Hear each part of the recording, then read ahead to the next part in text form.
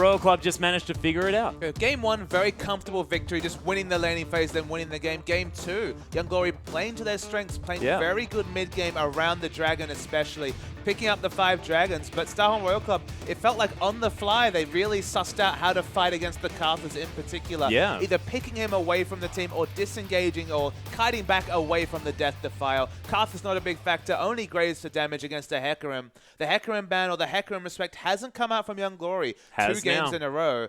But they need to get on top of it this game. Yeah, and they certainly have. It is going to be the Gragas taken away, as well as that Urgot and the Hecarim going to be joining the ban list this time around. It is going to give Insec access to the Rek'Sai's Royal Club. They haven't changed up their bans at all. It's been that Nautilus Rumble and, of course, LeBlanc every single time. And Kennen, a lot of priority put on this support here for Zero. And has a lot to do, I could imagine, with him just having a good time. They've picked it in the first rotation whenever possible. They're considering their options, Kennen, Jarvan, of course Rek'Sai was a consideration. It was an impressive Rek'Sai performance from Illusion, perhaps a little bit too defensive. We noted that in that first Dragon fight, burrowed out when he could have just sat there and fought when his team was actually in a quite good spot in terms of power. But in this situation, leaving away options, Sejuani's available. We've seen Nunu, that certainly wasn't a good pick for Illusion, at least for his team in that game. A big improvement on the Rek'Sai, definitely going a little bit more defensively focused with the Sejuani, but so powerful on this particular patch. You're looking at the mid-game with the ultimate mid-game top laner being selected here in terms of Maokai, and suddenly the Glacial Prison being available also from level 6 onwards. That's a strong middle game duo for YG. Yeah, and also a fantastic frontline already locked away here for YG, and we'll see whether Royal Club are going to answer with some sort of tank-busting lineup here. Of course, Name, fantastic on a lot of these hyper carries, has been bringing out the Vayne as well, but Insec does have access now to his Jarvan if he wants it. Korn looking at Trundle, we'll see whether that comes through. Of course, already knows that the top laner is going to be that Maokai, unless there's any low shenanigans with a Maokai support. But probably not, and Trundle is going to be the option here for Kola. I mean, Starhorn Royal Club, they're fighting fire with fire. They see a team where they could logically have gone for the Nidalee jungle and say, okay, this is an engage-heavy lineup, just poke against them. But that's not the Starhorn Royal Club way. No. Insec and Illusion, they're the old-school brawling junglers, so that's why they go straight for their fights. Trundle to unsettle some of the resistances, specifically from Prophet, who's going to be playing this Maokai, could be a good pick, but the early laning phase, always difficult for Trundle to navigate until he finishes that Tiamat, so he has some wave-pushing options. Yeah, and this is very interesting. They've got a Zyra locked in here with the Sivir over the side of YG. I definitely love the Zyra pickup. Of course, hasn't seen a lot of play in the current meta and isn't all that mobile there as well. Can get caught out a little bit, especially against the likes of the Jarvan level 2 gank there in the bottom lane. So if I actually go to my memory banks, I believe Yansa used to be a big Zyra mid player back in 2013 in the LPL, so now transitioning to the support role. To me, it's probably going to be a support Zyra, but there's been people talking about the fact that Zyra is quite powerful in the mid lane even on this patch. An Ahri matchup doesn't sound like a favorable one though, so I'm expecting the bottom lane going to be quite a lot of pushing if you max the Q and go with the Sivir and just mow down the lanes, but they do have a flexible choice. It is a flex pick Zyra. Yeah, we'll see whether that's going to be locked away. It's going to be the Vladimir Hovedat here. Definitely is going to be sort of pushing that towards the Yansa Zyra there towards the bottom side of the map. They are going to have a lot of harass and push potential. Of course, the little plants coming through, able to do a lot of work to the minions and as well, a lot of zoning work against the enemy bottom lane. I mean, from level 2 onwards, we're talking about the Boomerang Blade, the Ricochet, and then, as you mentioned, the Q from Zyra means they're pushing if they want it is almost instant. In the bottom lane, the harassment, if they're ever able to force a zone, might be considerable. Is this what we've come to, the Kennen support versus the Zyra support? I mean, the answer here is a resounding yes. It is, and it's sort of death passive versus death passive here as well, with Zyra and Kog'Maw being locked away from Name. And Name back on our hyper carry as well, has tried 3 different carries so far, and it's like he's moving up. You've got the sort of super early game Urgot, you've got the mid game focused Lucian, and now you've got the late game focused Kog'Maw. We'll see how it goes, but it is going to be Trundle versus Maokai here in this top lane, and this is going to be a fun one. And I feel like the Kog'Maw's going to be pretty secure. You've got the Trundle Pillar of Ice as a potential terrain you can create. Insect's going to throw in the Cataclysm, probably hopefully not help the Kog'Maw. That's if he doesn't want to help the Kog'Maw by trapping him in there. Ari's probably going to be fighting in the front line, but can do consistent damage from the back line. The laning matchup for Kog'Maw is just fine against Sivir. Doesn't quite have the lane pushing in the early lane, so might be pushed in consistently, but gets to a point where the harass comes through. But what I like about Kog'Maw is pairing him with this Kennen. When it was top lane Kennen, we talked about the fact, get the Zhonya's, get the Rylai's, and fight around your carry. In this situation, for once, it's not going to be Zero diving into the backline. Have to expect the CC going to be about peeling for the Kog'Maw. Yeah, and we'll see whether they manage to get that one done. Of course,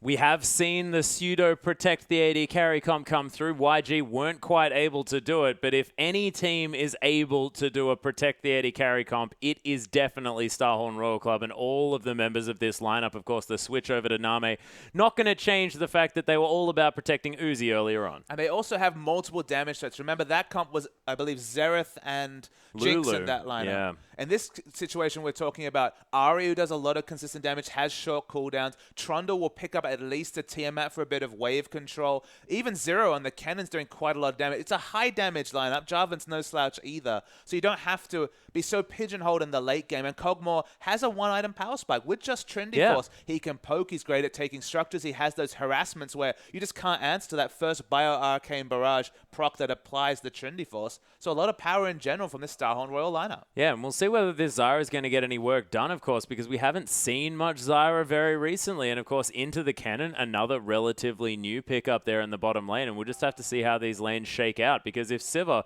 can control especially the minion wave, then Kog'Maw getting pushed in is going to have to use a lot of those abilities on the creep wave. And how they use, specifically the Zyra ultimate, will be very interesting to me. Do they use it preeminently to stop the dive? Do they just use it to peel for the Sivir, who's probably going to be fighting with the Vladimir, you have to think, towards the front lines? Definitely not going to be necessarily peeling for a Sivir in a fight. You expect a 5-man dive, but diving onto the Cannon, not always the best choice. No, not always the best choice. But ladies and gentlemen, let's get onto the Rift and see how it goes.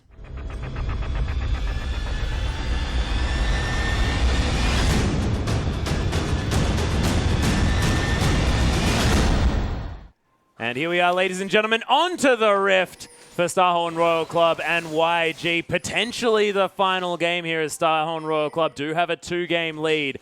YG looking to stay in this one with a victory here. And already, Zero is being a nuisance there on the bottom side, and so is Yancer here towards the top. And we started in quite late looking for a lane swap. We do have a lane swap initiated by Young Glory, so opting away from the 2v2. I guess respecting the Cannon support and thinking maybe they're level 1. Not a lot of lane pressure coming through from the Zyra. Could it be a respect of the sort of range advantage here as well, potentially from the Kog'Maw? I mean, it could also just be lane swapping because Maokai's much stronger in an eventual 1v2 than the Trundle, who, of course, as a melee champion, will struggle in a 1v2 situation. But with the jungle follow, Trundle's actually pretty sustainable. You can start the Doran Blade, and with the bite Q, you can actually jungle quite fast. So it's actually a peculiar lane swap to me in general. And the question is, when do you swap back? Is it for dragon control? Is it for a certain item timing? Is it just BF sword? Because you feel like the moment Phage comes through, especially for the Kog'Maw, trades just get more and more difficult for the 500 range Sivir. Yeah, not to mention the Sheen, as you're already talking about, just does massive things for creating that burst with the Bio-Arcane Barrage. But Chushui, we'll see how it goes. Name here in the bottom. They are both freezing out these waves as well. Not something a Sivir generally wants to do. You want to be mowing down these minions, but not wanting to give any top laners any opportunities in this one. And it is going to be a potential 4-man push here on the top side of the map, and might even be sort of a utilization of the Sivir ability to push out these creep waves to get this fast push on. I mean, to me, the curious thing about the lane swap being initiated by Young Glory is that a lot of the scaling advantages are with Starhorn Royal Club. Kog'Maw will get to the point where he's able to very favorably trade with Sivir. Trundle will eventually pick up a Tiamat and actually have some lane control and even kill pressure from level 6, but there's the engage. Yeah, Flash Twisted Advance to come through here, and that is going to be the flash from Korn, but not going to find too much more from it there, as it is just going to be flashes traded from the solo laners. I mean, the jungle follow, that's the one spot where Young Glory did have a benefit when they went for this Maokai jungle follow, but already the flash expended for no result. Very situational reason to set up a lane swap and what was at least a decent, if not favorable, lane matchup. Yeah, it wasn't going too badly, and Trundle, you have to think, doesn't do too badly in these situations, considering the fact that that passive, the King's Tribute, has been buffed just a little bit with the range. So even if he's getting zoned away, he's getting a lot of his health back here, as Vileplume is going to come through, but not going to do too much. I mean, the surprise to me is that when you engineer a lane swap, there's usually something you're looking for, whether it's stealing away a buff, whether it's looking for strong jungle follow ganks, whether it's looking for item timings before you swap back to 2v2. Because, of course, as a red side team, swapping to the top lane gives away dragon control to some degree. Now that they've sent supports over, there's less dragon control for the Star Royal Club side, but still, Jarvan and Kog'Maw can power down this dragon. I don't feel like these matchups get any better for Young Glory as this game goes on. I think their power spikes were a little bit earlier. So again, just surprised to see the lane swap.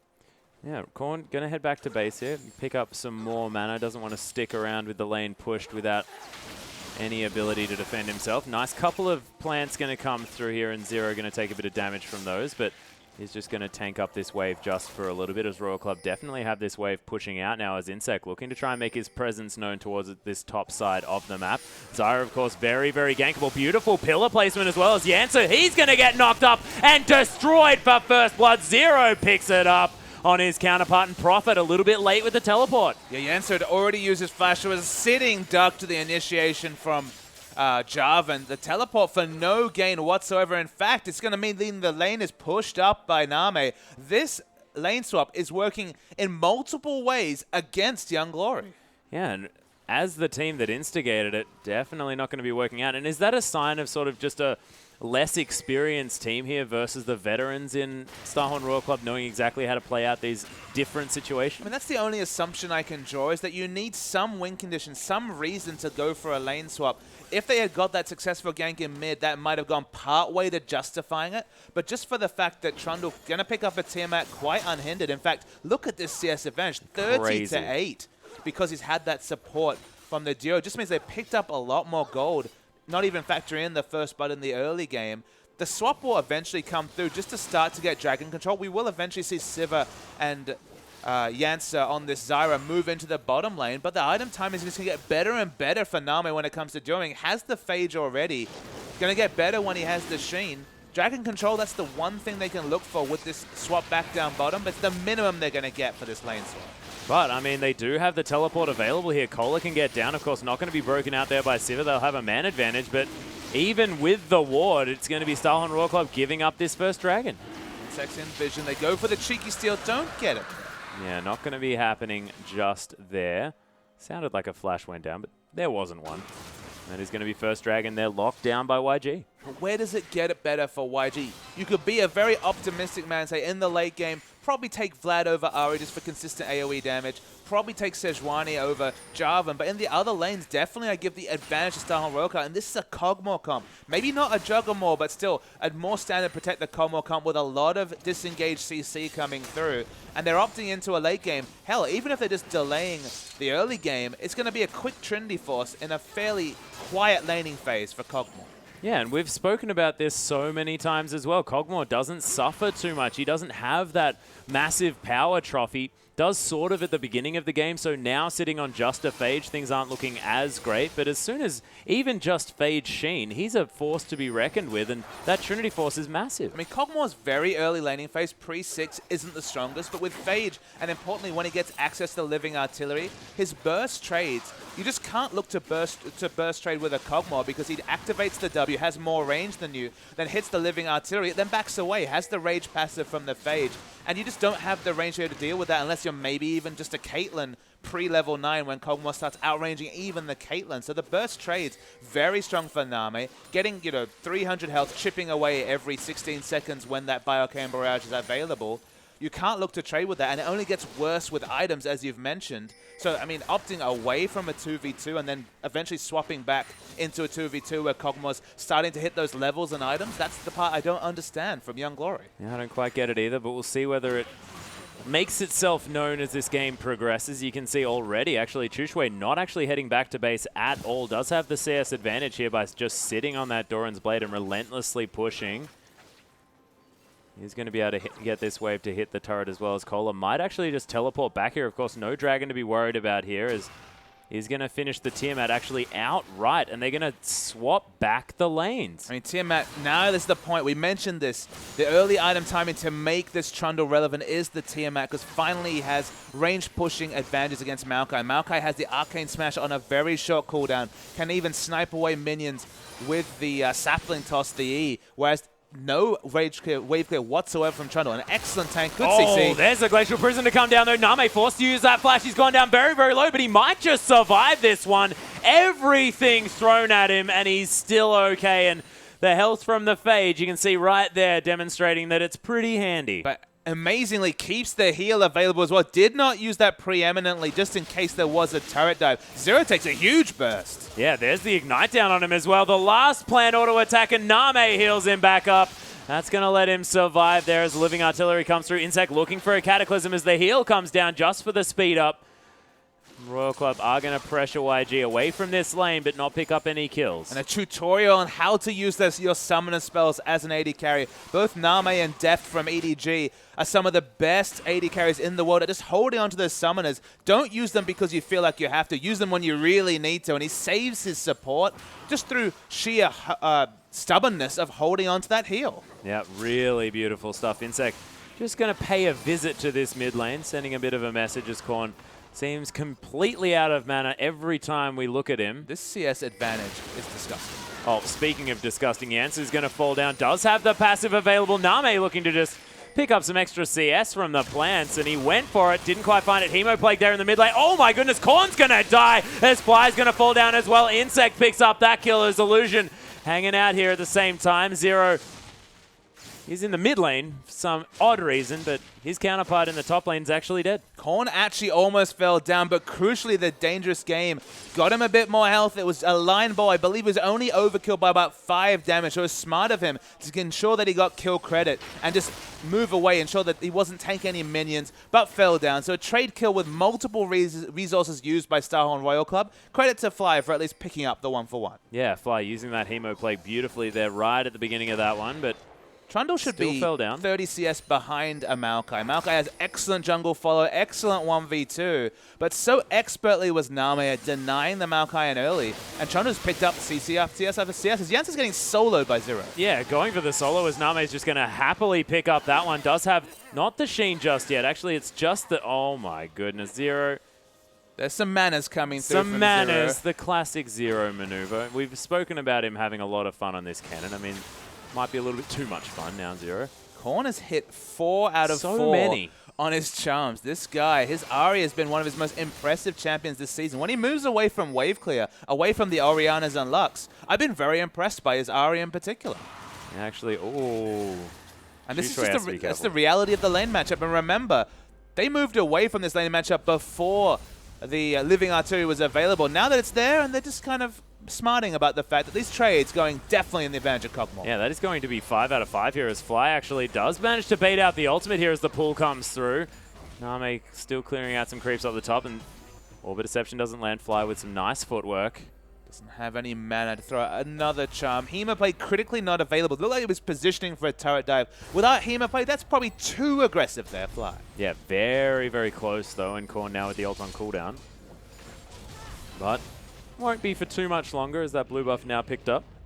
Does have the 40% cooldown reduction on top of the Morellonomicon, of course, giving him that extra 20%, so is going to be A-okay. Going to get that mana back as well as Fly's going to head back to base. Does have a considerable CS advantage here against the Ahri.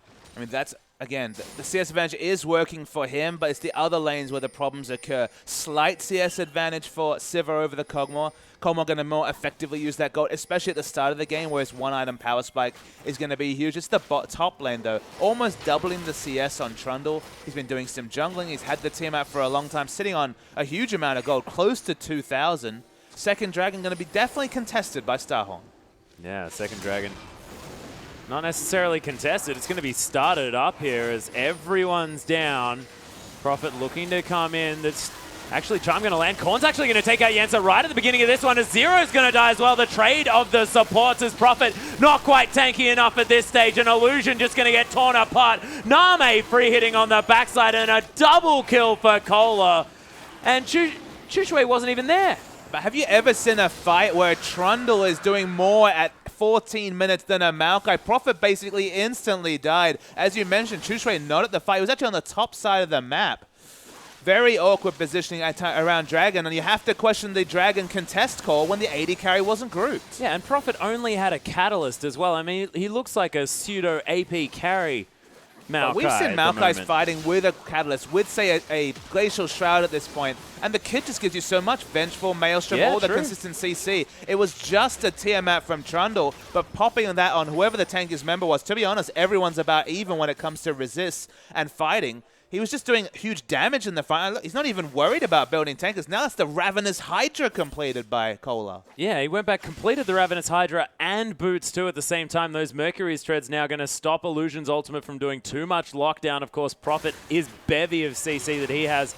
Not going to be affecting him as much as well. And this Trundle going to be a real problem moving forward as Korn did manage to pick up an extra kill in that fight at the same time. So all of Starhorn Royal Club really starting to level up in this one. But Name has to be the one that we're talking about here. Hasn't even gone back yet.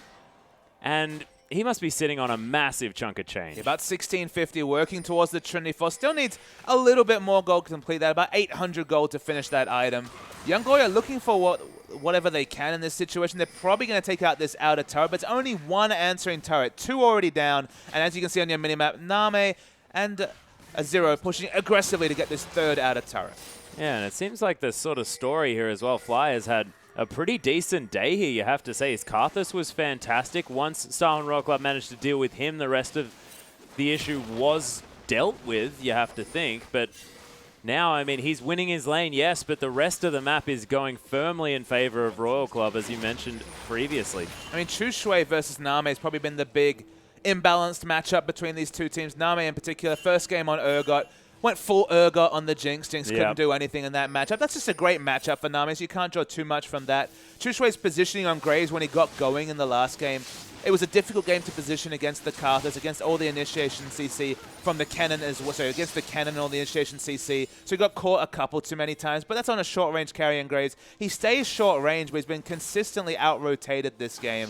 And the lane swap, I don't know who initiated that one, but it's made his life even harder in this game.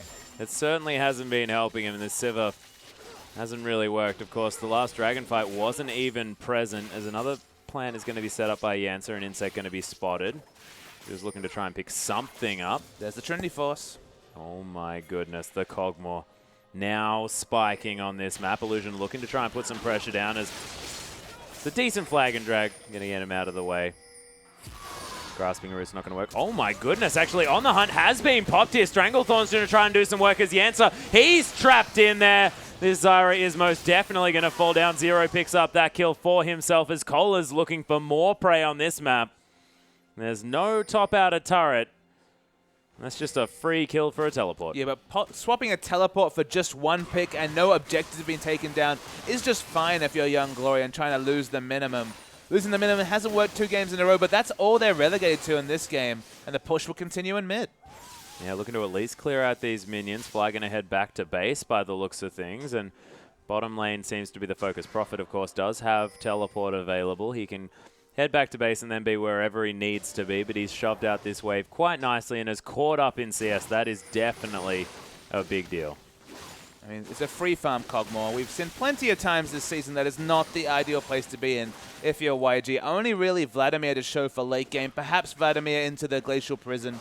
The Hemoplague into Glacial Prison might be a relevant statistic in the late game, but they don't have the item timing to necessarily force that. No Zonya's completed on Vlad to really allow him to dive the backline. And they're just going to get poked out, to be honest, by this Cogmore and to some degree the Ahri.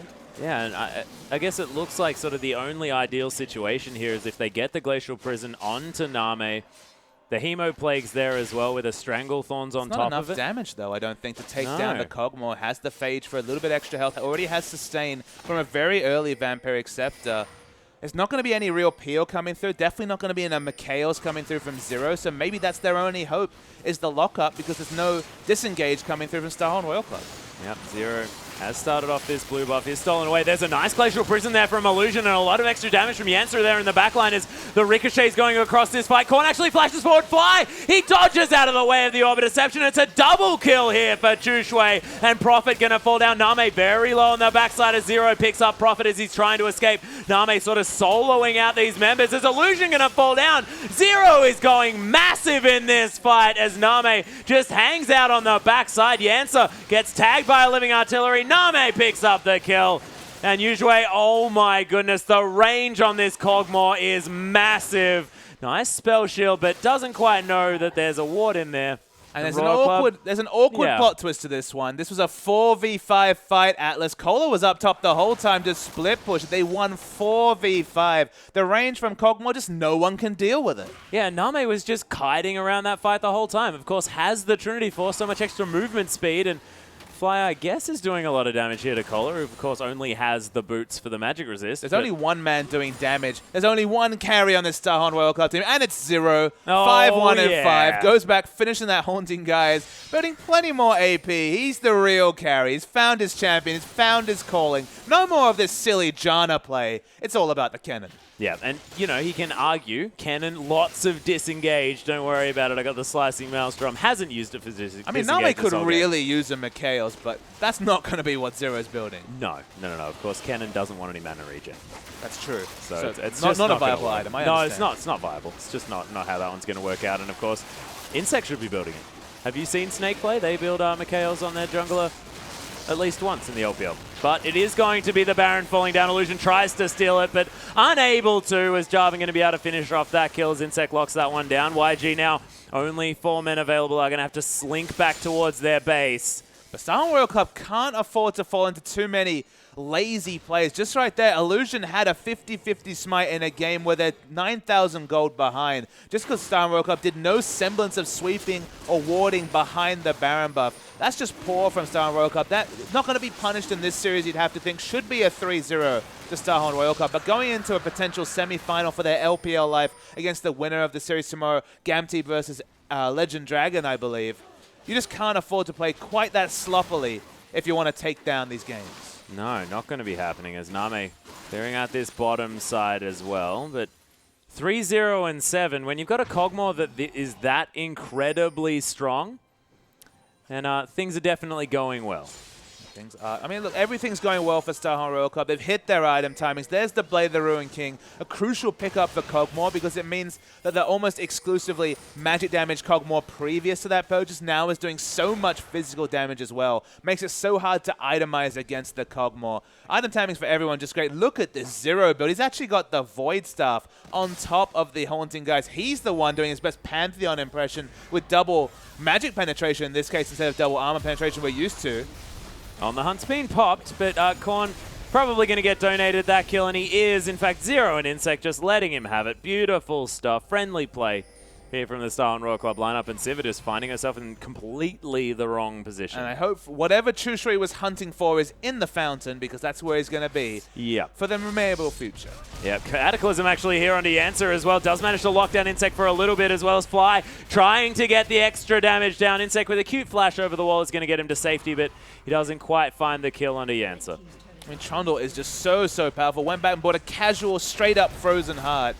I mean, that doesn't give you much magic resist against a Maokai, but someone should tell him Maokai's there. Yeah, it is a very good source of cooldown reduction, though, and those chomps are going to be coming through thick and fast from Cola, able to reset those auto attacks.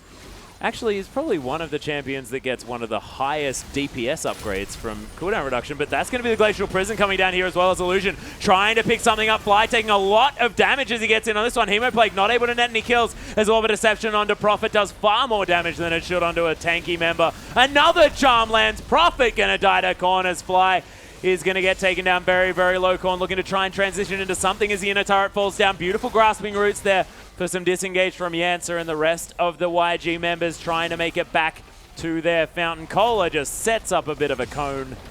Remember, Young Glory engages Glacial Prison into Hemoplague, but they lose the fight. They lose their inhibitor from the aggression. No good decisions left for Young Glory. That's very reminiscent of Game 1, where their hand was definitely forced by the amazing play of Name. And Name on form again here. Again, this is not the playoffs he was shooting for. It definitely wasn't the promotion tournament that he wanted to star in. But Starhorn Royal Cup turning on the style in this best of 5. Yeah, and they have to try and have a series of the LPL, a season of the LPL split with Name on the side permanently. And that is going to be only the next split if they're looking forward. So they have to be giving everything here to this game in order to try and stay in. And YG do seem to be up against the ropes at this stage of the game, and now behind 13,000 gold. I hadn't glanced up there, but when you've got 7 turrets to 1, 2 dragons to 1 as well, 16 kills to 5, Starhorn Royal Club really rolling over this one. And the big issue is that both Vladimir and Siva are short-range carries. They need to get into the backline, need to fight with their tanks.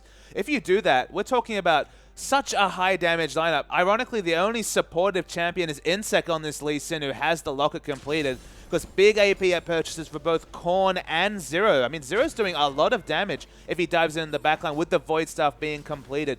Trundle's already shown that his consistent damage, as you mentioned, the chomp on shot is such a short cooldown. No one can deal with him either, and Kog'Maw's mowing people down in the backline. So there's just nowhere good for YG to fight a fight. They can't skirmish, they can't 5v5 team fight. They can maybe get a pick, but they tried a pick last time and lost the fight and their inhibitor. No decisions left should mean Starhorn Royal Club sewing up this victory in the next 5 minutes. Yeah, well, Kohler able to take down the inhibitor turret in the top lane as Fly's chasing him out there as well. Insec actually going to cataclysm his way in. Janssen just going to explode in the back of that fight as Prophet now comes through with the Righteous Glory. Illusion going to go down at the same time. Prophet trying to get some work done. Does manage to pick up Korn at least, as this Kog'Maw is just too big. You can see still at about full health as Fly might be now the benefactor of his damage. Another cone comes through as Fly tries to pull out of the way. It's still Vladimir. Yep, still being Vlad, and flashes out of the way of that one. So he's going to make it back to the fountain at least. Maybe as Name manages to pick up the kill, and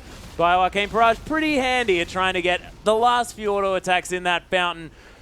The Nexus turret, the last remaining one going to fall, and Starhorn Royal Club, they progress forward with a dominating 3-0 victory over Young Glory. There was only ever one team in this series, Atlas.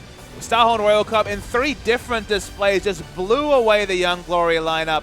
Invictus Gaming's sister team just couldn't hang with the big boys from the LPL, who again wanted to be playing in the latest series today, wanted to be playing in the playoffs, did not make it there. And all they can hope to do is just quickly re-qualify themselves for the LPL and keep all their members either healthy or eligible to play. Because it was outside factors that really took away from a Starhorn Royal Club team. Now, don't get me wrong. They didn't have the most impressive performances when they had this 5-man lineup going, but they had so much working against them in terms of splitting scrim time, in terms of injuries and outside factors. They could never play themselves into form. Look at Invictus Gaming, 6-0 into 0-6, relatively going up and down. Seesaw season. This seesaw season for Starhorn Royal Club team was all about out-of-game factors, so that's one thing they need to address if they do re-qualify for Summer.